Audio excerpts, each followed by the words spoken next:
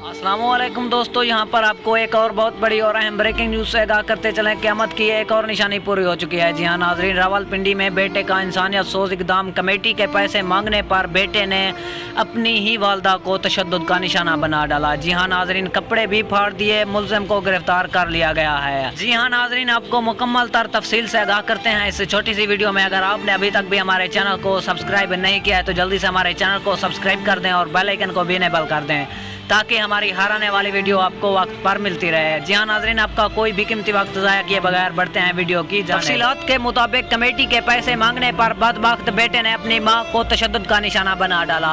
ये वाक़या इलाका चमनाबाद में पेश आया है। बेटे ने मां को तशद्दुद का निशाना बनाया, जबकि मां के पुलिस से रजू करने पर बेटे के खिलाफ मुकदमा दर्ज करके उसे गिरफ्तार कर लिया गया है।